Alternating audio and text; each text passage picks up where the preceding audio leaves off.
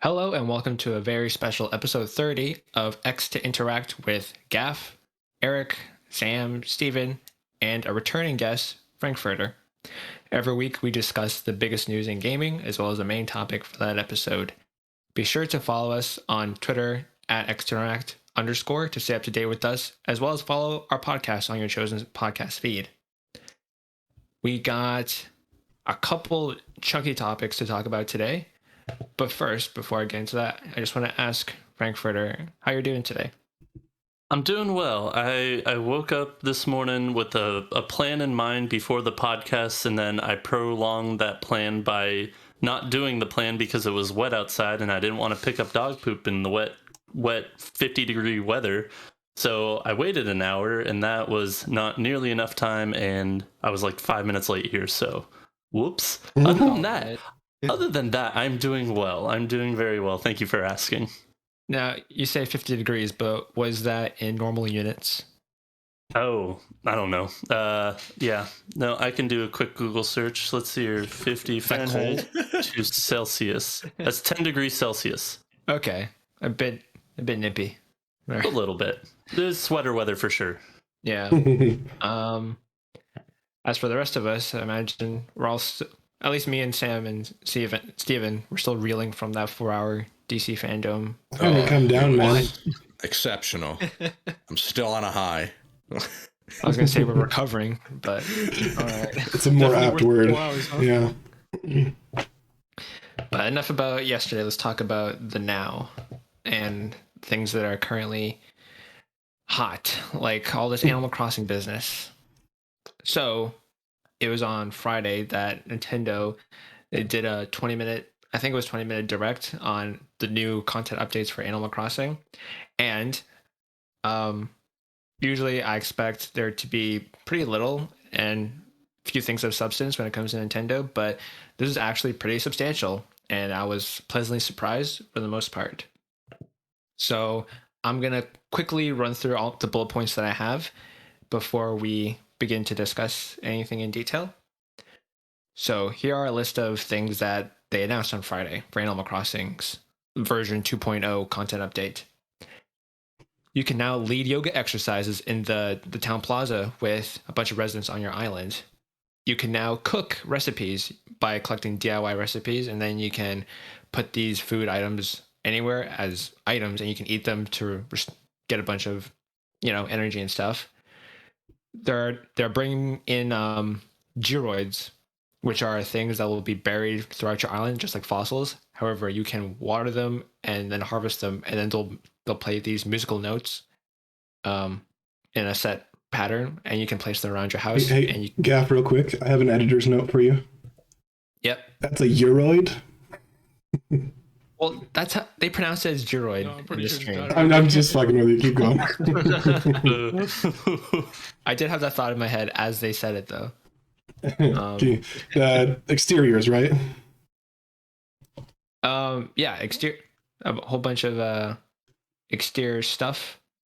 Oh, but before I get to that, I was gonna say you can arrange the gyroids in ways that you can compose your own symphony, it seems. So that's pretty neat.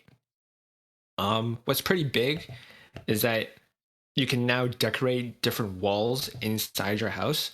So that opens up a whole plethora of new customization options and how you want to design the aesthetics of your house. And you can now install different lighting on your ceiling to really fine-tune the atmosphere you're trying to get. Oh, and I think this is a game changer. You can now sidestep through tight crevices. So you know how you want to put a couch and a coffee table, but you couldn't put it right next to each other because then you couldn't actually sit on your couch because the game wouldn't let you. And then you have to space it out so that you can actually somewhat use it, but then it looks ugly and takes up even more space. Well, now they let you wiggle through that narrow space between the couch and the coffee table. So now it looks more aesthetically pleasing and it's actually functional. Otherwise, like you said, for external stuff, we now have new fences. We have a bunch of new fence types, but we can also customize the fences in more ways than before. We have expanded storage, so you can store even more crap and not have to worry about dumping things. Thank you. There's not an ATM machine, but an equivalent that I forget right now that lets you access your bells outside of Tom Nook's building. Basically, it's basically an ATM. They just call it the ABD for that's what it is. for bell. B is for bells instead of Was it automatic bell dispenser machine? I think that's what it is. Yeah. Dang What it. does the D stand for? the merits, I don't know.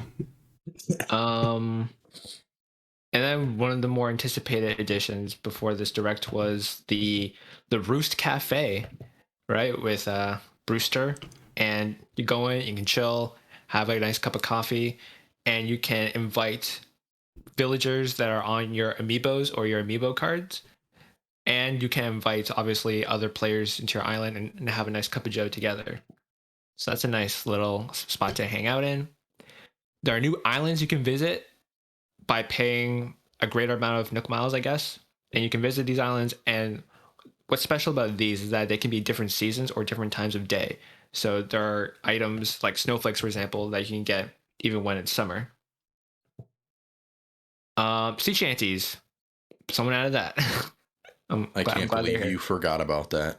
That's the most important part. I have a question. Now, Nook miles, are these like loyalty miles, right? That you build them up? What? By doing different things. Yeah, basically they're just like, I don't want to call them like achievements. They're basically just like little. You get Nook miles basically like any little task you do in the game. Like, oh, water a couple of flowers, you get a bunch of Nook miles. Dig up fossils, you get Nook miles. Go fishing, you get Nook miles. And then you use those Nook miles to like redeem for stuff like items. Like either Plane furniture tickets. Stuff, tickets, haircuts, new reactions. I think. Yeah, either unlocks for new items or like new items themselves. And then there was also some stuff you can use to like get more permits for like building out the island and shit like that. Okay. So all of that essentially wraps up the last major free content update for Animal Crossing, which is surprising for me. I really was hoping this would be a continual thing. There's one thing that you forgot. The Harv's Island, where basically it was. So I didn't play like this update, but like there was an update where you go to this guy named Harv's Island and like you take pictures of the llamas that are getting married. So it was like a little mini game they added or whatever. They basically expanded that whole island so you can donate bells, and the roaming merchants that come to your island every now and then, they're basically like permanently set up on that island now, so you can like always go visit them instead of just waiting for them to arrive. Thank you for adding that note. I did not know that. That sounds awesome. Appreciado. I'm always like the art guy, like my Red. weed guy. Yeah, Red. Yeah. Yeah, I never seen him on my island like before. Yeah. So now I can go to this place and like just pay him money to make a store there, and I can shop with him. Mm-hmm. I need to sell my weeds to somebody. Yeah. Yeah, you're right. Surprise. Sounds illicit. Yeah. A neighbor kid will probably buy him. Hey, man, he gives you a lot of money for his weeds. For your weeds, man. Damn, it's 20 a clump. I mean, come on. That's premium price.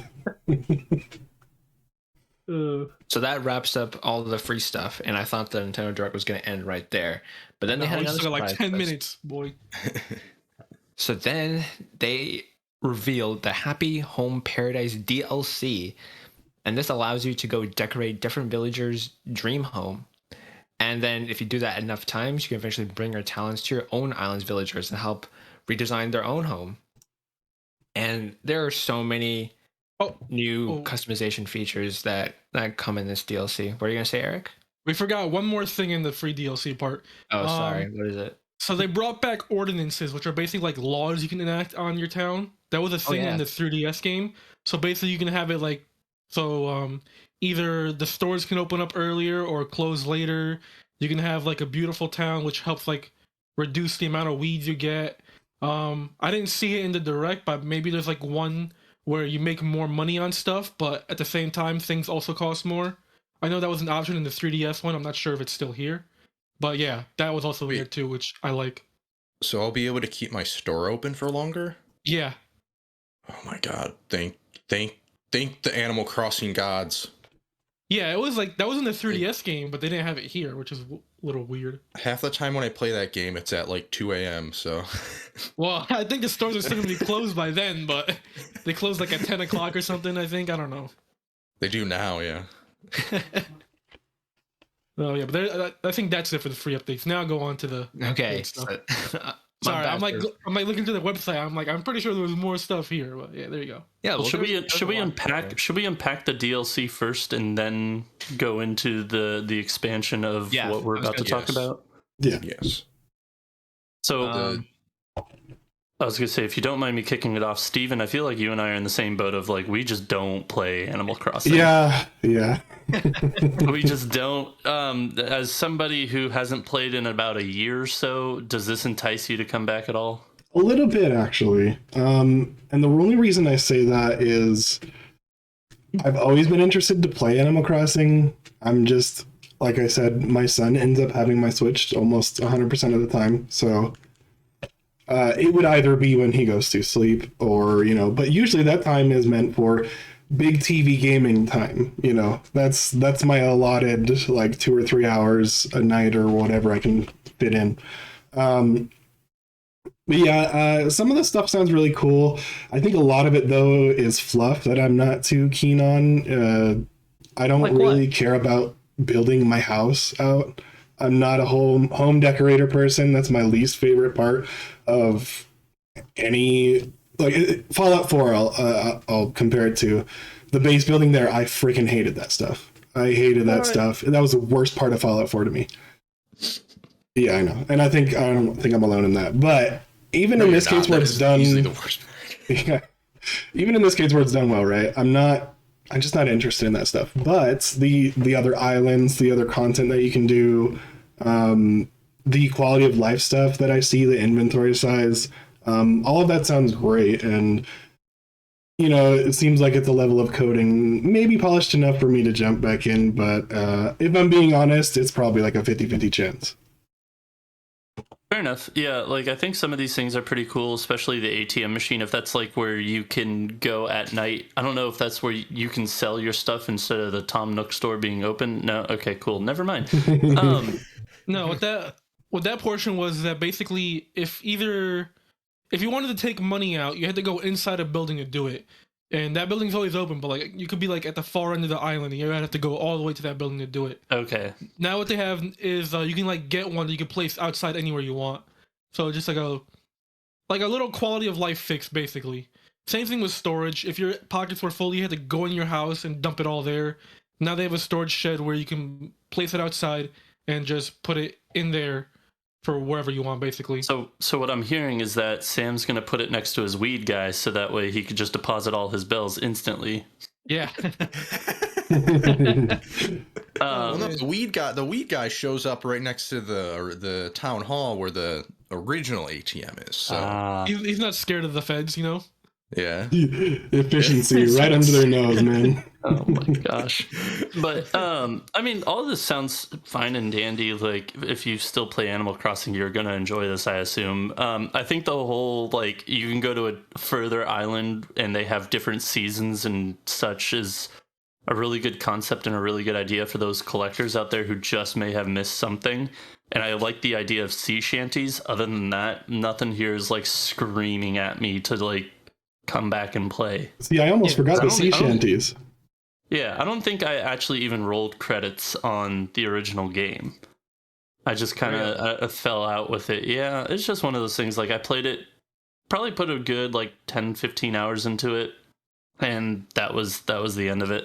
I didn't get sucked into the craze like everybody did last year during the beginning of the pandemic, but I did buy the game, so I am guilty of that. But like I enjoyed my time with it, but at the end of the day, like I just didn't have time for it, and it just didn't suck me in like it did others, unfortunately. But yeah. I won't bash it because I do know the love for it. I remember as a kid I loved the original Animal Crossing on the GameCube, which I didn't own a GameCube, my buddy did, so it's like I would always go to his house and be like, I want to play Animal Crossing, I want to just fish. want to fish and dig, and that's all. He's like, no. I was like, okay, fine. We'll do something else. Yeah, I personally haven't played for like I literally logged in last night just to see like if I can do anything right now. It said I haven't played for like a year and 4 months. I was like, damn, way to call me out on that. Some of this stuff like I stopped playing because like I felt like there wasn't really too much to do underneath like all this stuff. Like I just saw it was like make bells and pay off your house and that's it. Like Steven said earlier, I'm not really into decorating my house because I have like no creativity whatsoever, so it's kind of hard for me to like figure out what I want to do. And so like most of the like after the honeymoon phase of Animal Crossing, I just kind of fell off of it. Like I was gonna like design my whole island like really nice, but I was like, man, that's a lot of work, and I was like, no, thank you. Some of the stuff that like does get me like excited to go back, like the Harvest Island, like getting all those merchants in one spot instead of having to wait for them over the course of a week is good. The sea tours with capping the different islands and stuff sounds pretty cool, so I don't have to wait till like winter to get certain stuff. But the aerobics looks fun, even though it's like a little stupid little thing. Might try it out once or twice with the motion controls just to see how it is. But yeah, otherwise the free update, not really too much to be honest. Like I expected like a little more. Don't get me wrong, this is a big update, but like there's still some stuff missing. Like that was present in past games. Like the boat tour with Cap, and he would take you to like a whole mini game island on the 3DS that you can play with friends. And I see it's still not here, and I assume that's just not going to come back. Because I feel like in this game, there's not really too much to do with your friends. Just like walk around your island and just play hide and seek. I guess that's the best thing I got. You gotta make your own adventure. Oh, That's kind of the thesis of this whole game. Gaff, is this like a Minecraft argument where people tell me that Minecraft should be a fun game because I have to make my own adventure? Well, I think Minecraft goes further than Animal Crossing because there are goals, there are bosses that you can work to kill and fight. And you can build together in Minecraft and stuff. You know, work what I'm saying. Animal Crossing. Yeah. Animal Crossing, only the person who owns the island can build the stuff. You really can't do much with other people. FrankFurtter, go. Do not kill me. I've never played Minecraft. It's okay, man. You just want it's all right. Unless you're playing on PC with mods, you're not missing much. Yeah, honestly, base Minecraft to me is like, it's all right. Well, even Minecraft, PC mod Minecraft, any Minecraft, I have not played a Minecraft. Like, I knew the craze, like, back when I was in college, back in 2011, 2012, freshman year 2011. I remember people, like, were playing it like no other. I was just like, okay, this is cool and whatnot, but no thanks. But yeah, I don't know. Nothing ever drew me into it, and just the fact that I'd have to like, it's just kind of another one of those like, create your home, create your island, and do the thing. It's just like, I understand there's bosses and such, but the main chunk of it being creativity and all that, just non-appealing to me, I guess, because I'd rather there be a set story, etc. I think I go to games for their creativity, right? Yep. Not my own. And I went to college for art, so like it's not that I don't have it, it's just that I don't, like if I made my own game, I think I would be less inclined to play it. Maybe I'm just weird in that case, but I go to see other people's creativity in those games. And when the only reason with Minecraft, and I think it may be the same with Animal Crossing, is there's not really a guiding hand as much. I'm sure there's like tutorials and stuff, but from what I've heard, it's like Gaff said, you make your own adventure and you have your own creativity and shenanigans and whatever comes from that. So yeah. Teach their own. But I want to discuss the pricing for all this new content. Right. Let's explain that stuff. Wait. Before we get to the paid DLC, I think it's bullshit that this is the last free update. I think it's bullshit that we still can't fucking make more than one thing at a time. That is just asinine to me. I agree. And go ahead, Gaff. I agree. But hopefully there'll be like tiny updates in the future. However, I hope so. For now, we gotta deal with this. And so the Animal Crossing DLC, it will cost $25.99 USD, which I think is like 30 CAD. And the interesting piece of news here, however, is that the DLC technically it comes free with the Nintendo Switch Online expansion pack. So in the US, it costs yes. Well, we didn't even go over what was in the DLC yet. We just went to We the did free update. the Happy Home of Paradise. You want me to talk more about that? You didn't explain like what's in it. You know, you said the name. He did. No, I did. Did? I You did. explain. Yeah, he went into it. You Oh yeah, he customize did. other people's Yeah. houses. And then you can Oh, well, customize yeah. people in your own houses. Yeah. Yeah. It's basically like that 3DS game that they made. Yeah, just basically that. And then Oh god, do that's like how even they- worse. I do like how they like showed like it's basically like an expansion of your customization of your home, basically, because they showed like a lot of like new stuff that's not in the game yet. Yeah. Like you can do like sectional walls and shit like that. You can They do also said- partitions within Yeah. your own room. Yeah. They said like the techniques you learn in there, because like there was like the way you design the outdoors in the DLC was different in the main game. So I think they said you can bring that stuff to the main island, which is pretty cool. But is it worth Yeah, it for go the ahead. price, Gaff? So in the US, it costs $49.99 for 12 months for a single user. However, if you do the Family Pass, which allows up to 8 users, is $79.99 USD.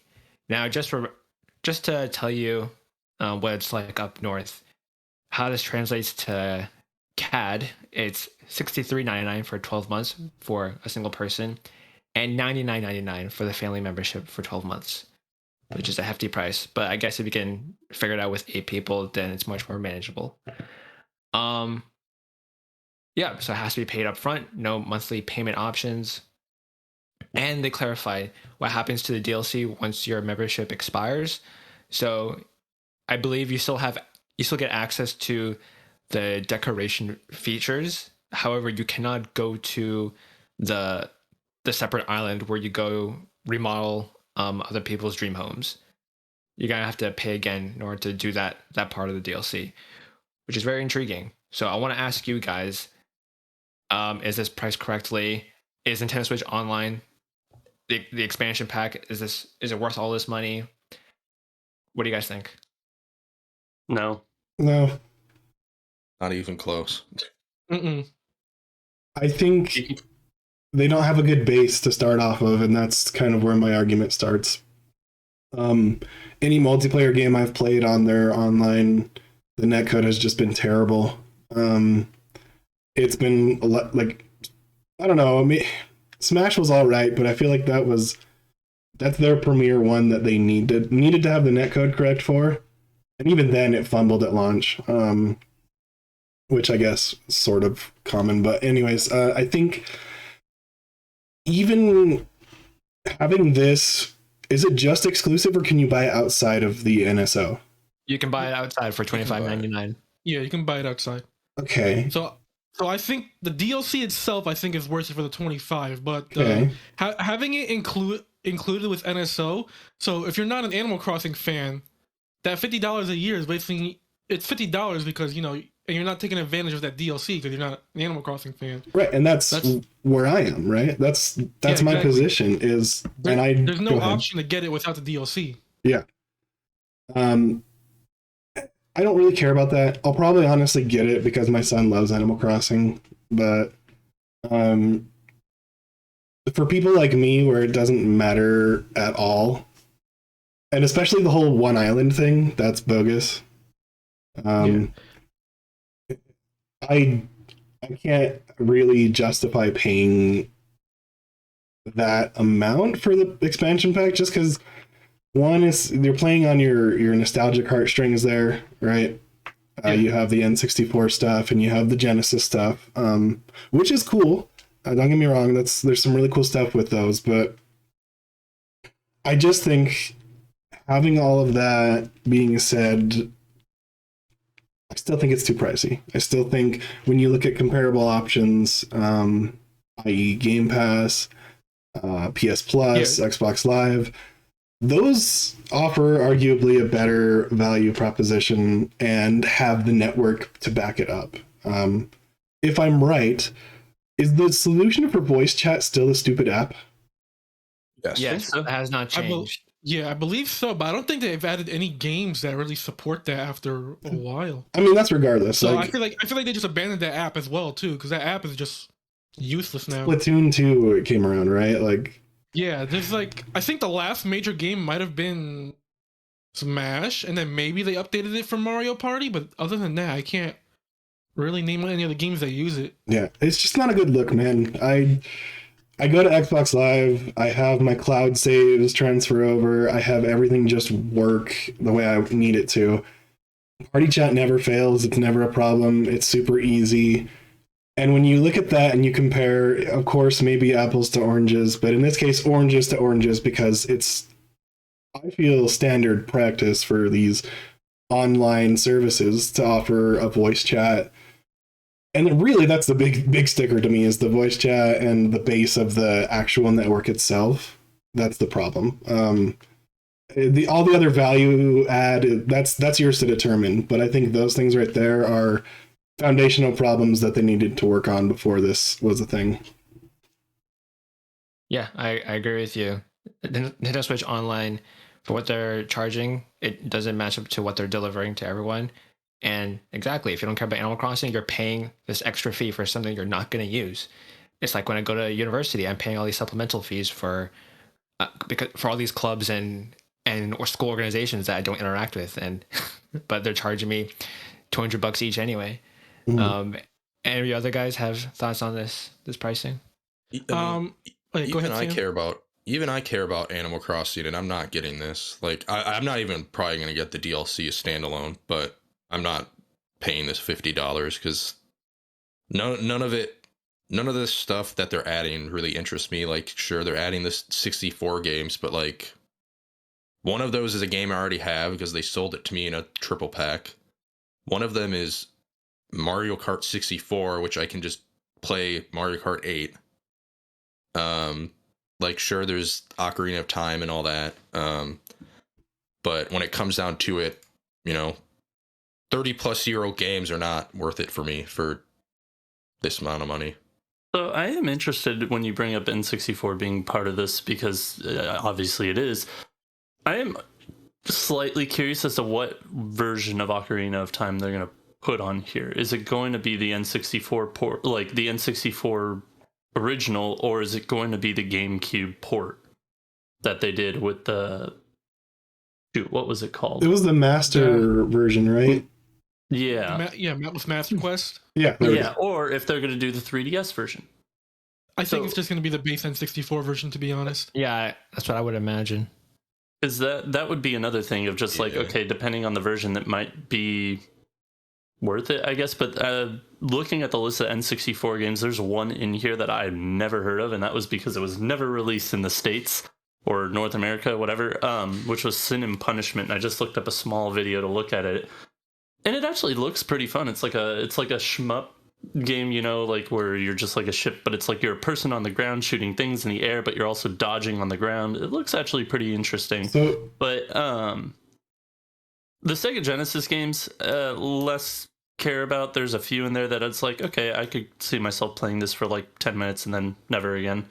Yeah. So yeah, honestly, probably not going to pay for this because currently I'm on a family plan with a buddy, and I think he got it for free, and I don't know for how long, and he's never asked me to pay him, and I don't know what is my online is going to look like, so I probably need to get in contact with him to see what the hell. But yeah, just this zero interest, because at the end of the day, their netcode is so bad. Their online like connections for anything is just horrendous. So just in general, I don't really care. I don't really play my Switch all too often, which is kind of sad because there are games that I really want to play and finish. Looking at you, freaking Octopath Traveler, and coming up Triangle Project. Or what is it? Triangle Strategy. Triangle Strategy. Yeah, Triangle. They pulled the same thing with Octopath. They just took the project. I loved playing Octopath on the plane when I did it, but like I just find myself not playing my Switch more and more and more.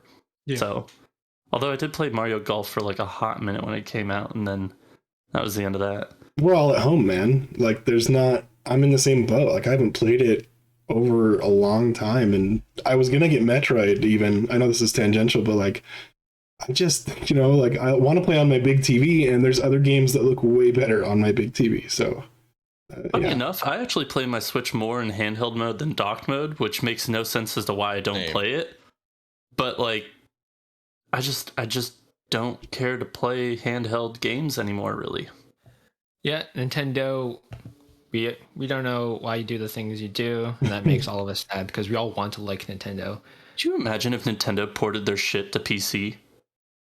Just a dream world right now. Just like if they ported their stuff to PC, I think it would how break many the internet, sales dude. they would get. It would break it. It'd be pretty hot. Like Sony's finally just like trickling out their releases, and they're like, "Oh, there's a market for this. Yeah. Okay, let's do this more." Imagine Nintendo with their bullshit pricing on everything. What they would do. That would be scary. Yeah. Yeah. Yeah. I was gonna say, so Nintendo Switch Online at $20, I felt like, for me, okay, this is kind of. I wasn't as mad at it because it was only $20 and it was insanely cheaper than the other two competition. But then, like Steven said earlier, like $50, that's when you're like encroaching on PS Plus and Xbox Live Gold / Game Pass territory, and then that's when you're making yourself comparable to the competition. And in comparison, the value is just not there. Yeah, they did not add $30 worth of value. Yeah. Like nobody can make that argument. I don't know what they're thinking that they this is not $30 worth of value. This is why they hid the price. They waited to do an announcement with no it. sense. Yeah. I was excited to play N64 games online, like even though it was just like for like a couple days, just because like playing Mario 64 or Mario Tennis would have been fun to do.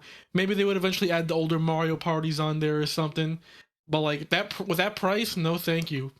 And especially since they're selling the separate controllers for $50 each, the N64 and Genesis controllers. Like I was like, oh yeah, I'll buy that. Why not? But like I saw this price, I'm like, that basically ends up to like $100 now, and I'm like, never mind. Yeah. Wait, I do have one question before we all move on from this topic. So we're talking about how like they increased the price with the Animal Crossing DLC. Like, do they have Nintendo Switch Online without DLC, or is it just like you have to pay the $80 a year here on out? If you want the family expansion pack, it's gonna come with the DLC no matter what. There's no plan without the DLC at all.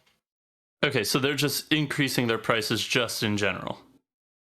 No, you can still get the regular Nintendo Switch Online. Yeah, you can get the regular one. Just that if you want the N64 and Genesis games, you have to have the DLC included as well. Okay, cool. That's what I was thinking, because I told my buddy, I was like, hey, the one update here, I was like, hey, did you see the news? How much do I owe you? He was like, I have not. I was like, oh, buddy. Oh, yeah. No, yeah, it's either you pay the 20 or however the family plan costs, $20 for individual or 50 for the other games as well. Okay, sounds good. Yep. Yeah, I'm sticking with the $20. I'm not going to pay more for this at all. Yeah. All right. Maybe it'll be worth it back later on when they add more DLC in systems, but I don't know if they're gonna do that or not. So who knows? We'll have to see.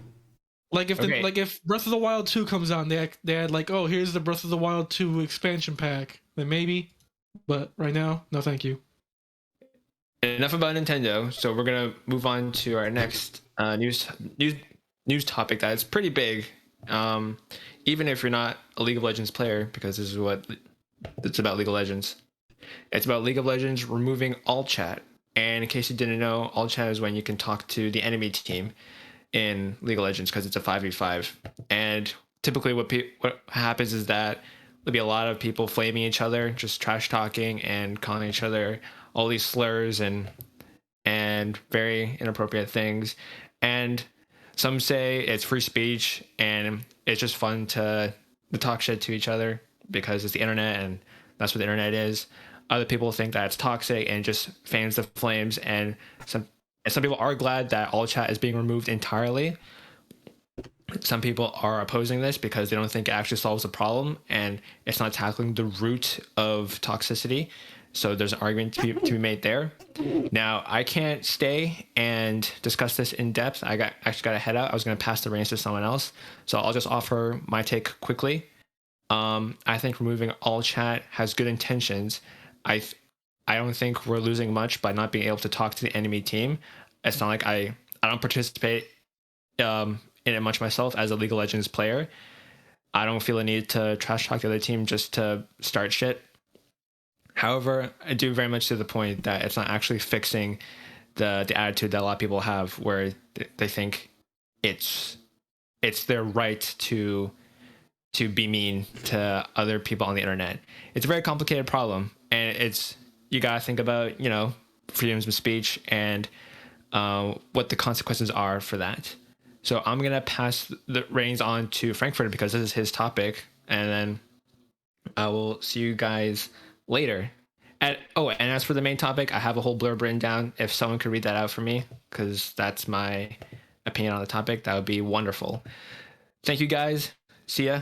Good luck. Sounds good, Gav. Thank you, buddy. Have a good day. There you go. Bye-bye. Have a good one. Cool. So yeah, I posted this topic because I feel like this was something that was really just flew under the radar this week. I know like a decent amount of the major outlets kind of talked about it, but I think within our circles, really nobody talked about it. And I think, as Gafgat just said, like, yeah, the intentions there are really, really good. I don't think this solves anything because I don't play League, and my probable future brother-in-law, I'd say probable because, you know, they're not engaged or anything, but they've been dating for forever, but he plays League, and I talked to him just briefly about this, and he's like, this will solve nothing. More than half the time that I'm getting talk shit to, or, you know, there's toxicity in the chat, it's my own team. It's not even the other team.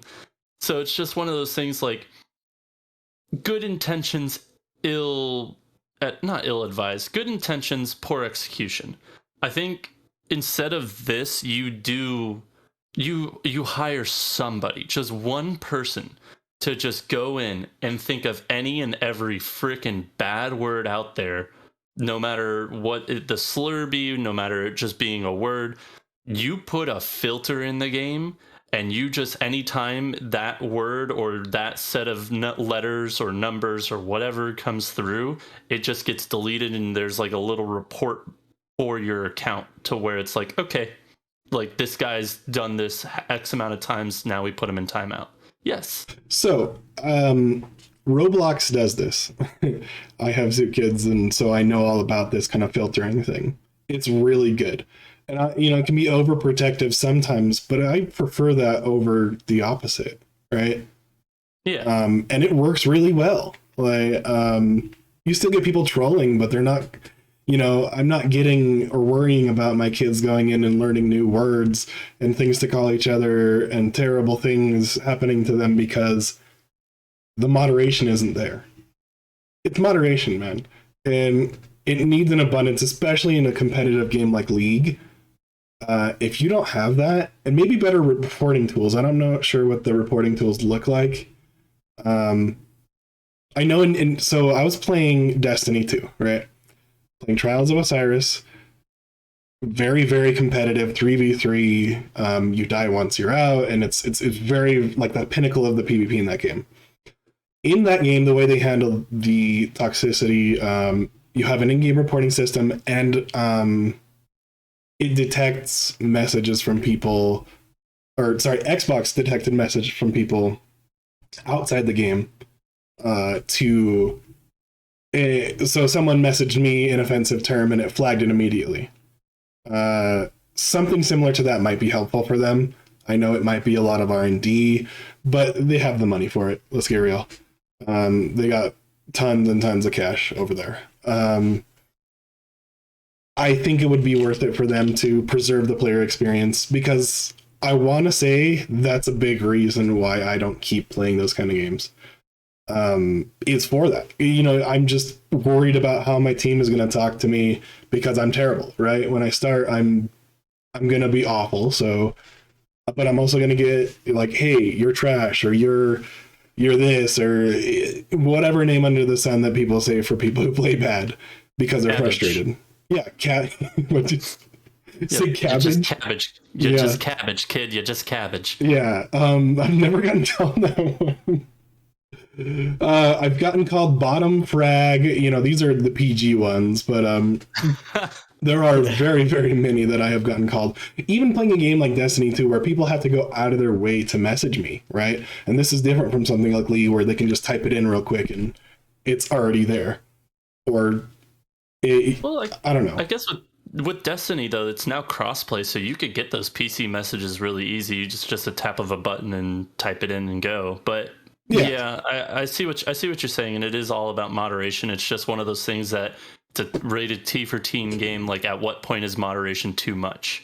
And that's why they have those ratings on the boxes to protect them. The online play not rated. Yeah, which is I get it, but just like do better.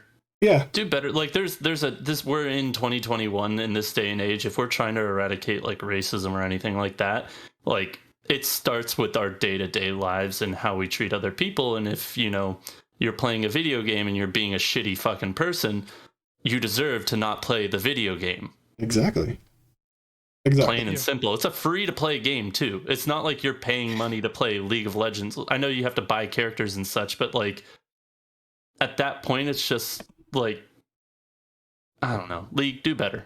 Like this is good intentions. By all means, this is good intentions. I just think that they got rid of one thing that was not the main cause. Yeah. So maybe put on a filtering, right? Because a lot of them have the filter where it just gets rid of all the profanity and things like that. But even that maybe only does so much. So I think they do need moderation tools for that. Yeah, Yeah. their execution seems to not really solve anything, because I'm reading this and it says, so obviously chat is still enabled for your team, which abuse can still come from that. And then it says end of game chat will still be cross team. So it's like, then There's no what's point even then. the point? Like, Yeah. you can still harass people on the other team. Like, it doesn't seem to be really solving anything. No. Intention's good, terrible Yeah. execution is like the moral of this story. But anywho, I guess we'll go on to our main topic. I'll take over for Gaff, because why not? I didn't write any trivia, so there won't be any trivia questions after I'm done. do you want me to think of like a trivia question that I can throw at the end? Well, I had Sure, homework why for not? last time, right? I had homework for last time. I don't know if anyone remembers the question I left, but do you remember, Eric? I was not here. No, I don't. All right, we'll skip over it. Listen, it's been a Alright. long week for me. If you kept the All right, well, let's get to our main topic, which is, have you ever been a console fanboy? And I'll read Gaff's write-up just to kind of get us into this and get his thoughts out there. Everyone has their preferences, and although we know now that it's absolutely stupid to be loyal to any of these multi-billion-dollar companies, we still had our favorites at some point. For me, before I became the Xbox fanboy that I am today, this is Gaff, not me, to clarify, I was a big fan of Nintendo Wii, since that was my first real game console ever. I played a ton of Wii Sports, Mario Kart Wii, Super Smash Bros. Brawl, and I would play that thing for a couple hours every day. I was so defensive about it that I would regularly get into arguments with my friends about it during recess. They said the Wii had no games, and they were partially wrong. The Wii had a lot of games, but most of it was just shovelware. Still, I made my stance known, and I stuck by the Wii, even going as far as to get a Wii U. That's a mistake. With all that said, what do you guys think? Ever been a diehard fan of console? I will start with my opinion, because I want to make it crystal clear that what I just read is not me. I have never been an Xbox fanboy, because I have never owned an Xbox, and I don't really see a near future where I will, just because PC. But yeah, I mean, obviously, when I was a little younger, I think I was like, fuck Xbox. You know, I was on my high horse with my PlayStation console. Because PlayStation 2 was my first console, and I would say like when I had my PlayStation 2, I wasn't like, oh, this is so much better than Xbox, because I didn't really play that many games back then besides like Sly Cooper and some sports games, so it didn't really matter. But like I guess probably during like the PS3 generation, I was a little like stuck up and like, what's all this Xbox nonsense. But yeah, obviously it's absolutely ridiculous to even think that you're better because you own something that somebody else doesn't. So, I'll kind of pitch in next. Yeah, go ahead. Because I'm in the same boat as you, but opposite teams. I was on so growing up. First memories really of my life were kind of just of the NES and playing the NES with my parents, and my dad absolutely kicking the ever living shit out of me in Hogan's Alley. But like after that, I remember we got an N64, have very fond memories of that. And during that that next kind of generation, we got an Xbox for Christmas. And I loved it. I played, all the single player, I don't know, not all the single player games. We played really freaking weird Xbox games. Like, I'm talking like we played the Shrek video game, which my older sister and I, there's still one stupid line from that game that we repeat over and over and over again. And it's just, stop it. Stop it. Are we talking Shrek or Shrek 2? No, we're talking Shrek. Like the one that's just has nothing to do with the movie. Stop it. It has nothing to do with the movie. And it's like there's like a boxing ring or something, and there's like a person in there, but it's like one of those enemies that you have to hit from behind. So if you hit him in the belly, he kind of bounces and he just says, "Stop it." And so my like older sister and I will just say "stop it" to each other every once in a while in that tone. It's hilarious. But we got an Xbox, kind of fell out of love with it, and then we got a PS2 actually out of pure dumb luck. My parents won like a raffle of some sort, and they came home one night and I was asleep, woke up the next morning, we had a PS2. I was like, what the fuck? This is great. But the next generation, the 360 generation, definitely was a 360 fanboy, because at that time, to me, the PlayStation 3 didn't have anything. Like, I played Uncharted a little bit at my friend's house because he was a PlayStation, like his family was PlayStation. So like I went over, played a little bit on Uncharted. I was like, this isn't that great. Like we have Halo. That's all we need. Call of Duty was mainly made for Xbox. Like I was that FPS shooter kid back in high school. But then it's like I kind of like even kind of evolved from FPS shooters. I was like, okay, I love Kingdom Hearts, so let's see what else they have in JRPGs. And that's when I played a little bit of Blue Dragon. I played Lost Odyssey a little bit. I got stuck on I had to return Blue Dragon to a friend. Lost Odyssey, I got stuck on a boss, and then I got stuck on a boss in Lost Odyssey too. Anyways, it was like the second boss. It was like the worm boss. Yeah, same. Fuck that boss. Fuck that boss. Oh It's so difficult. But then I got Tales of Vesperia, and I fell in fucking love with the Tales of series. But I was a huge Xbox fanboy back then and that day, because it was everybody had Xbox, and none of my friends except for that one family had PlayStation. The online for PlayStation, while it was free, it was always seemingly getting hacked and shit. So it's like, why would I ever want to play this? And like the games just weren't there for online. And that at that time, that's what I was all about, was playing online games. So the 360 was bread and butter, fanboy, basic bitch me. So yeah. And then, I went to college, or no, before I went to college, that's when I think The Last of Us came out, or it was just as I was getting into college. So I was like, okay, everybody's talking about this. I was getting more into gaming news, and I found out that Ni no Kuni was a thing, which if y'all don't know what Ni no Kuni is, I can go on another tangent, but we won't. So I decided my first job was a swim instructor, and I pulled some money together after, the first couple paychecks. Bought myself a used PS3, bought Ni no Kuni, bought Last of Us, which is I started and stopped 3 different times before I finally finished it, and then bought every single Tales of game and played through majority of those. And that's kind of when my fanboyism died for the 360, because I was like, oh shit, PS3 had some heat to it, but they were all single player games. So I think it was just because of the time and day I was like. Now it's like I have a PS5, I have a PC. I wouldn't mind getting an Xbox because of the convenience, but like at the same time, PC is the same thing as an Xbox nowadays. So it is what it is. And Nintendo's always kind of been like the stepchild in the background since the N64. Yeah. so- You haven't Go ahead, you haven't Eric. played Ni no Kuni, right? No. Oh my god. Oh, you would love it. Oh my You have god. to, man. If you like JRPGs, you got to.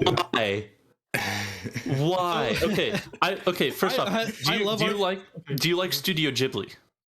I don't think I've seen much of like what they're working. You know of Studio Ghibli. Yeah. It is the entire game. All the art is by Studio Ghibli. All the music is done by Joe Hisaishi, which is like the main composer for Hayao Miyazaki. It is like that front alone is amazing. And then you get a freaking great story out of it. That For the first opening of game, I that will say game the second killed me. The second, dude, I will say the first 10 hours very slow. It is very slow, but once you get past that, it's like it just doesn't stop. It just doesn't stop. It takes off. It is my favorite game of all time, honestly. Wow. So yeah, like I will, yeah, I'll go as far to say that Ni no Kuni is my favorite game of all time because of how amazing the story is, how amazing the art is, and how amazing the music is. Gameplay is a little fucky. You can kind of like, you can cheese some things, especially knowing where to grind out special enemies that give you a crap ton of XP. But like, you could also just run around, avoid bosses and anything else, and kind of cheese combat. But it is what it is. It's a great game. That's where my fanboyism of Xbox died, and my fanboyism of consoles just died in general. There's a Scottish fairy, so I mean that's really all you need to know. It's great. Ollie boy. Ollie boy. That was like a terrible version of Mr. Drippy, Lord High Lord of the Fairies. Oh man, but yeah. For me personally, I think I'm like more in the boat that Sam is. So my earliest console that I can remember is getting the N64. But like I don't remember like most of my time with that console. I remember we had Mario 64. I remember we had Donkey Kong 64, and I remember like some WWF game. I can't remember exactly which one it was. And like those are really the only games I remember on that. But then my dad either traded it in or sold it, same thing basically, for a PS2. And when I tell you that's when I started, like, that, I think the PS2 is like when I really started gaming, because I had Tony Hawk Pro Skater 3, I had Kingdom Hearts 1 and 2, I had like a whole bunch of games on there, an Ed and Eddie game for some weird reason. It was still good though, that's for sure. I think I know exactly the one you're talking about, the one where they have like all the jawbreakers on the cover where they're chasing it or whatever it is. No, I think Maybe. it was like when they were like they were like stacking on top of each other. I think it's called the Misadventures. Yeah, you're right. You're right. Yeah, but like I played that PS2 so much back then as a kid, and like I didn't know anything about the Xbox back then. I had like a Game Boy Color as well, but like the PS2 was like the main console for me. But then like sometime like during those years, like our house got broken into, and so they took the PS2 and all that stuff in there, and I was like a sad little kid then. But then I got a GameCube in exchange for that. So I played like Melee and stuff. Like I only played Melee because I saw Pikachu in the cover, and I was like, "Mom, the Pokemon game, I want it," and it wasn't a Pokemon game at all. Nope. But then like, I think the GameCube was like when I started like branching out to like other series because of Smash. Because like I saw like Link on the cover, and I was like, I want to try out Legend of Zelda. Like a Twilight Princess, played that. I wasn't really like a big Mario fan back then. Like I was more like a Sonic kid. I was like, oh man, Sonic's better than Mario. And so like I didn't really go ahead. Real quick, if you saw Link on the cover, did you get Soul Calibur for the GameCube? Or Soul No. Calibur 2 or whatever it was? No. There was I think it was Soul Calibur 2. For each of the different consoles, they had different characters, and for GameCube, they had the special character was Link. Yeah. And I think PS2 was either Yoda or Darth Vader, and then Xbox was Yoda. I think Xbox was Yoda and PS2 was You're Darth Vader. conflating 4 with 2, I think, maybe. Oh, maybe. 2 had Yoshimitsu, I believe. No, or was it like a Tekken character? I think. Yeah, I think it. I know the Xbox version, wasn't it Spawn or something? Spawn was Xbox. Link was GameCube version. And I can't remember. I could have sworn it was a Tekken character that was brought into that version. Forget, but anyways, I just know that for the GameCube, Link was in there, and that's why I ask. Yeah, but like GameCube, I also got like the Pokemon Coliseum games, XD, Gila Darkness, and so like I wouldn't say like I was a PS2 fanboy. I think at that time I was like a more Nintendo fanboy because after the GameCube, I believe I got a Wii, and that was because I saw Sonic Unleashed on the Wii, and I was like, I want that game. And then like a whole bunch, like the Wii was a Sonic Unleashed, Smash Bros. Brawl, Wii Sports, like all those games I wanted to play so bad. But then I think I didn't my family had a PS3, like my stepfather had a PS3, I would occasionally play on that. I made my own PSN account, but like I never owned a PS3 myself until when did Sonic Generations come out? Because that's when I got it, like 2011. Because I remember I pre-ordered Skyward Sword, and I was getting Sonic Generations as well because I was also getting a PS3 that Christmas. Yeah.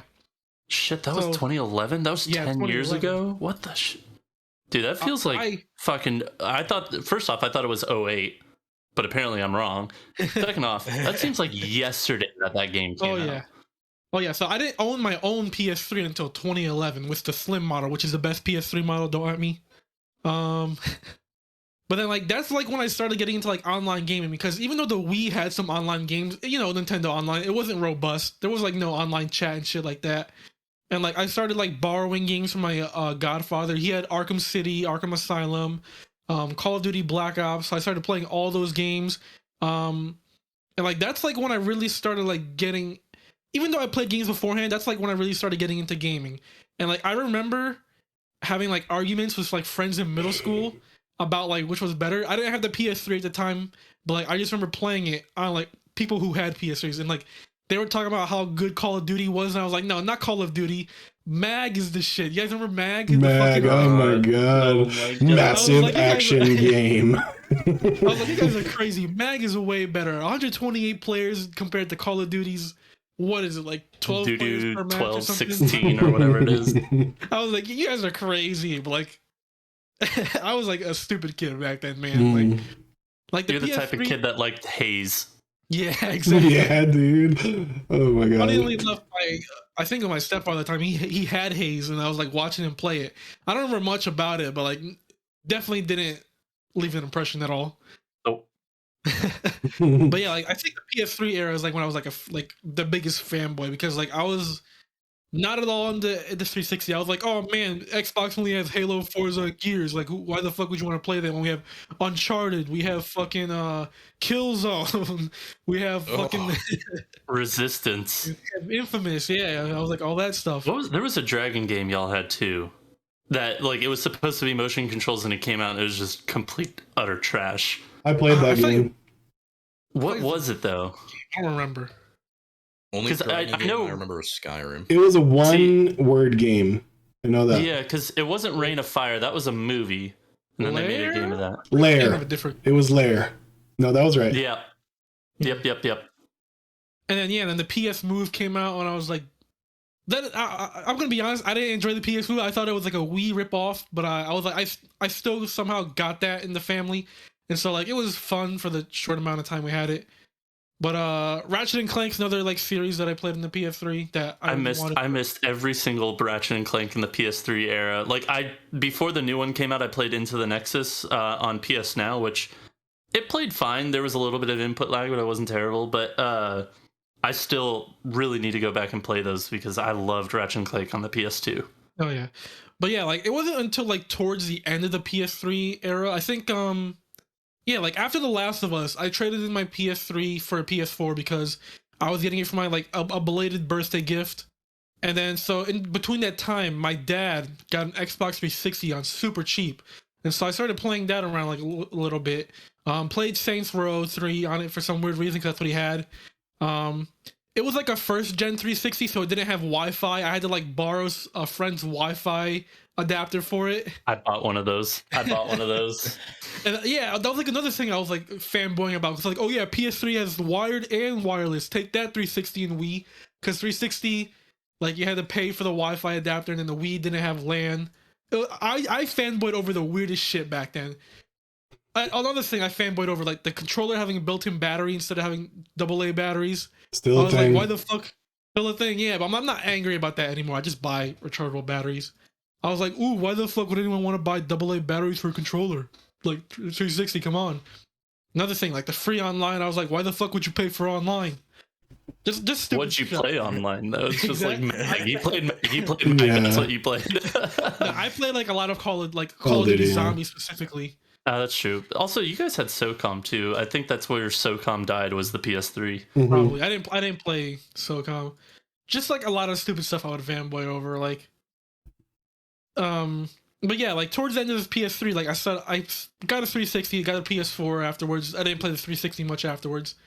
And like it wasn't until when did Halo 5 come out? 2015? Right? Question: I didn't play Halo 5.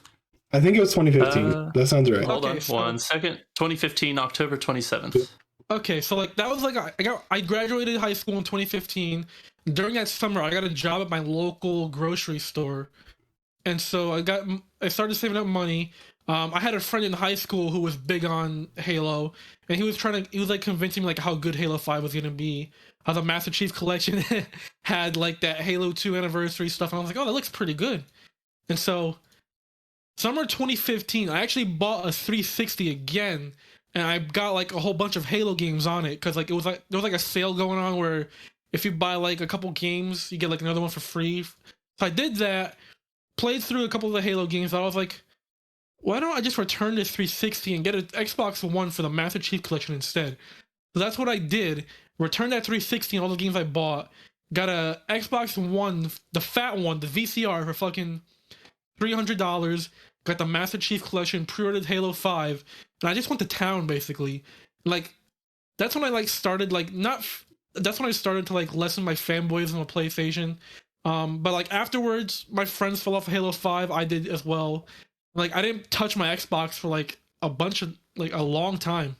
It wasn't until like they introduced Game Pass that I started getting back into Xbox. Like there was a bunch of times I was contemplating selling my Xbox because I just didn't touch it at all. Like that makes sense, because like Xbox One was hurting at the time, and I feel like they turned it around with Game Pass, and now I actively enjoy both consoles, to be honest. Like right now, my PlayStation doesn't get as much use as I like it to be, but I have a Series S in the bottom there. It's basically my Game Pass machine. I pre-ordered the Halo Special Edition Xbox and the controller. The controller I might like cancel, to be honest, because like I don't really need an Elite controller. But otherwise, like I feel like both consoles now have their strengths and weaknesses now. I'm not like fanboying over one or the other, to be honest. And then Nintendo, I feel like I've always been like Nintendo fanboy.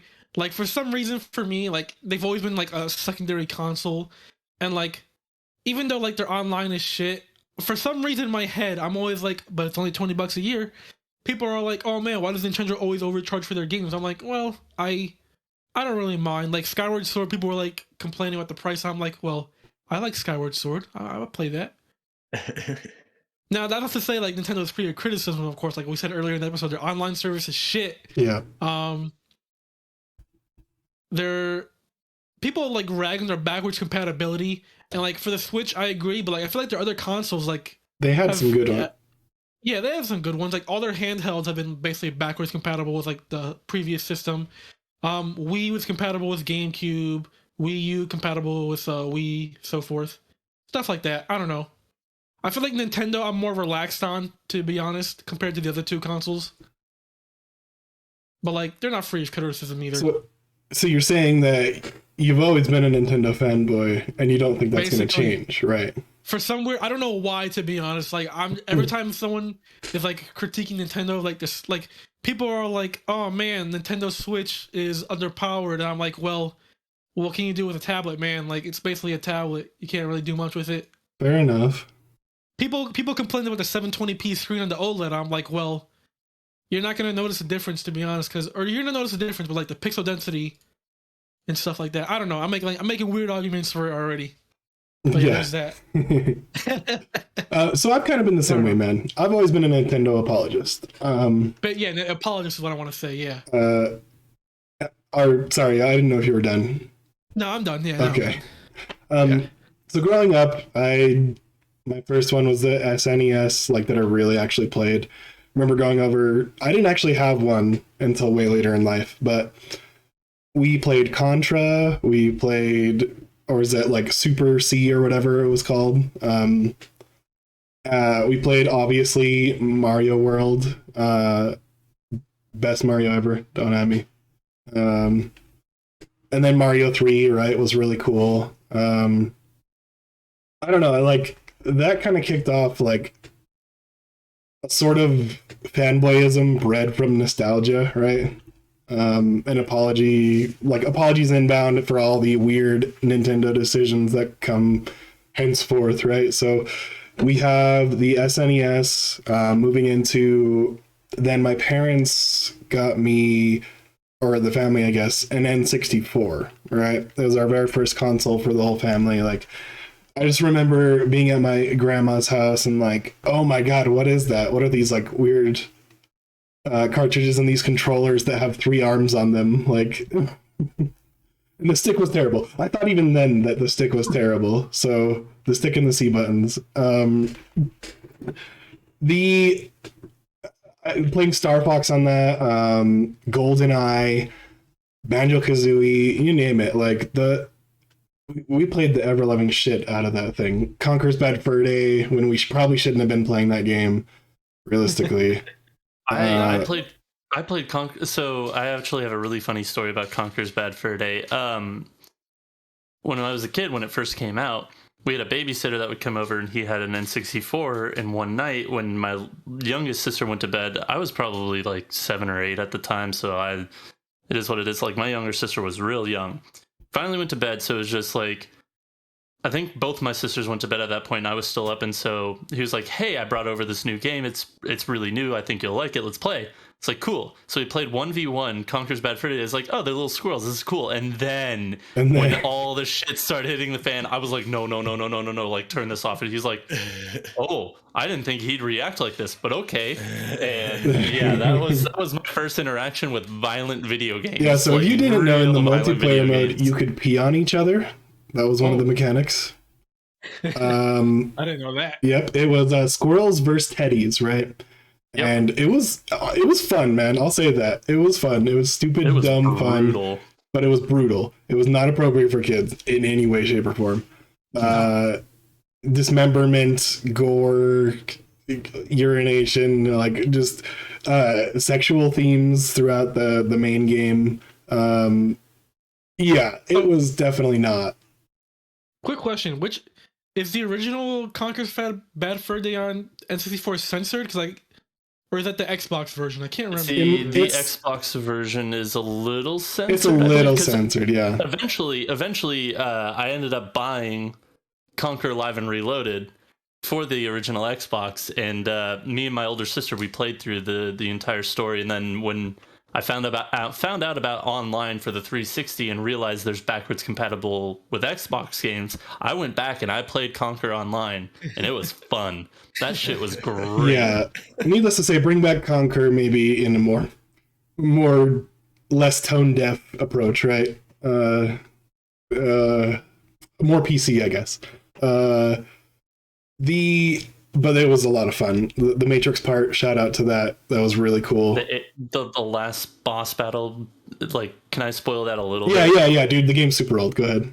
Being alien themed and just having watched that movie for the first time, like, that blew my mind. I was like, they could do this in a video game? Yeah, getting in that like suit, dude, and just throwing the alien out the airlock. Oh my god. Dude, so that game was so good. Was amazing, but it did have some flaws. Yeah, anyway.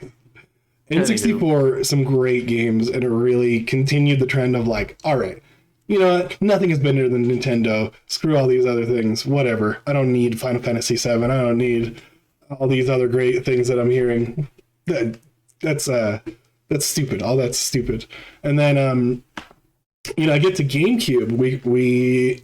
My brother got a job and he ended up buying a GameCube. So basically, I've been Nintendo most of my life, is what I'm saying. But GameCube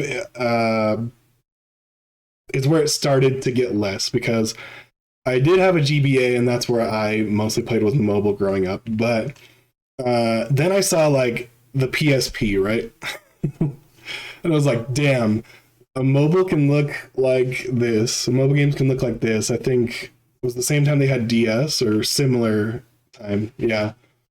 And I was like, man, I really, really want a PSP. Very expensive as a kid. I couldn't afford it. But when I got my first job, I got I think that's like when it started to break, was when I started looking at other consoles and what they were capable of versus the Nintendo, like, always being behind, it seemed like, graphically. And that's still the case. So, but they always have the quality for Nintendo games, and you always go for. So Metroid Prime, probably my favorite GameCube game, like, just hands down. I don't think many people could argue against its merits. So, I do think seeing that and then going to, I don't know, Xbox or something and looking at like Halo, which at the time looked better. Played really cool, and it did the online stuff, which was unheard of at the time. And then you have PlayStation 2 with Kingdom Hearts. I played that shit. I was like, holy crap, this is the best fucking thing ever. And then obviously, like, it didn't matter. I became like platform agnostic at that point, because I noticed, like, all right, well, I'm being stupid about this. Like, there's all these cool things over on the other platforms, and if I can afford them, yeah, I did it. I got a 360. And that was like the first thing I bought was a 360 from my launch day. I worked at a store called Game Crazy, right? Oh, Doesn't exist anymore. Hollywood Video is what it was tied to. But anyways, I was able to just get myself a 360 like right away. I actually skipped over the Wii until after the Wii U had come out. And then I played Wii games through my Wii U. Mistake. I shouldn't have gotten a Wii U, but it really had a cool idea to it, I thought. hey man, I will say the Wii U has a pretty good virtual console now. Yeah, and I was gonna say, like, the virtual console is the reason, and the backwards compatibility with the Wii is what really turned it for me. I do have a Wii U as well. Yeah, and I consciously bought that system as well. It was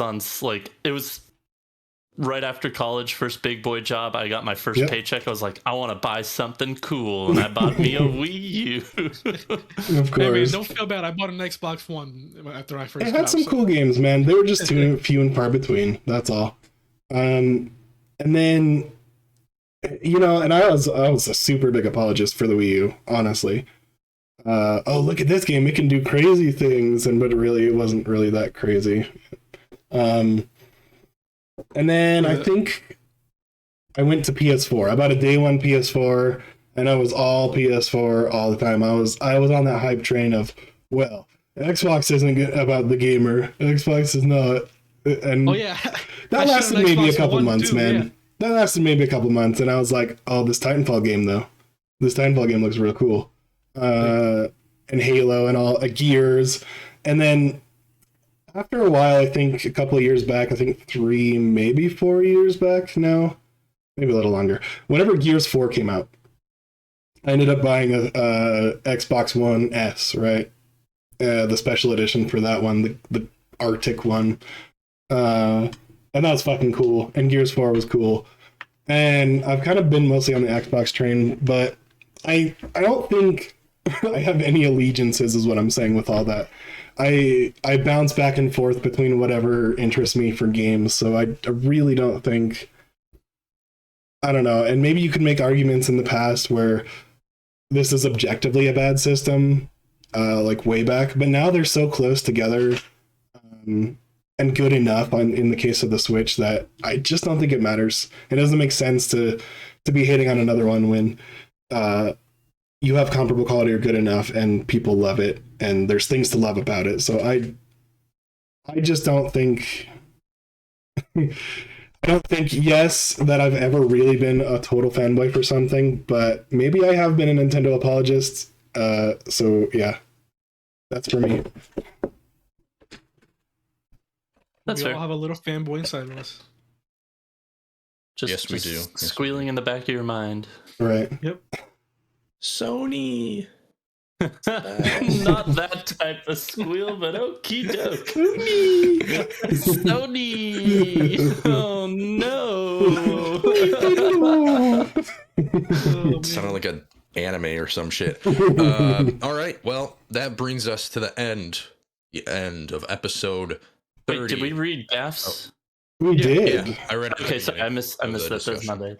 Yes, I read it. He was a Nintendo dude with Wii and then a Xbox as well. Although I didn't even talk about Xbox. No, he didn't, and Yeah. he's the Halo guy, right?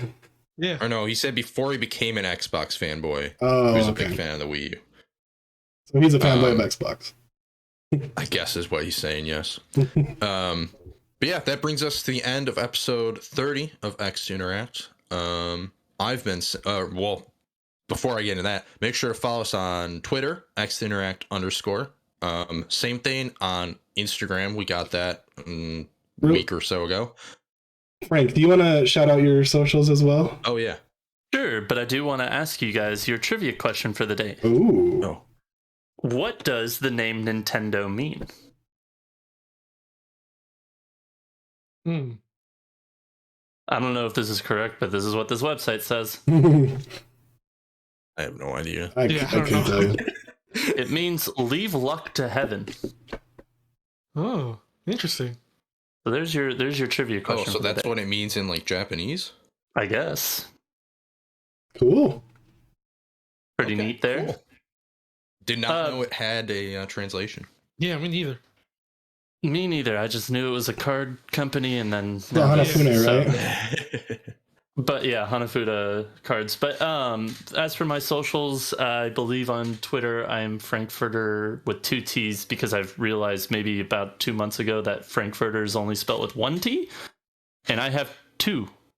So FrankFurter _ on Twitter, twitch.tv/FrankFurter every Monday night around anywhere between 7 to 8 p.m. Eastern. No, sorry, 7 to 8 p.m. Central. I'm usually live with my buddy Tyler for our podcast, Baka Bites, which you could find at Bakako on anything. We're everywhere. If you like anime, we talk weekly about anime. And that's what I won't go into anymore. That's it. Yep. And All right, well, sorry, go one more ahead, thing Steve. I wanted to shout out. Eric, if you want to let the people know about Halo Explored, our Halo series here. Yeah, so real quick, I ran into some problems editing it. The file got corrupted, so I had to restart the entire edit. But I'm almost done with it. It should go up sometime this week. You can whenever that does go up, you can find the update on Twitter. I guys let you know. But otherwise, yeah, this week will be Halo 3. We're gonna be recording ODST hopefully this weekend, and then that should be next week as well. It'll probably be a back-to-back upload. You know, this week Halo 3, next week ODST. But then we'll be back on schedule after that. Nice. All right, Sam, take it All away. right. Well, thank you for watching. I've been Sam. I've been here with Steven. Eric Gaff was here before. And of course, we had our special guest returning, FrankFurtter. Hopefully, he will be back once again at some point in the near future. One day. But until then, thanks for watching You stay classy, San Diego. or listening.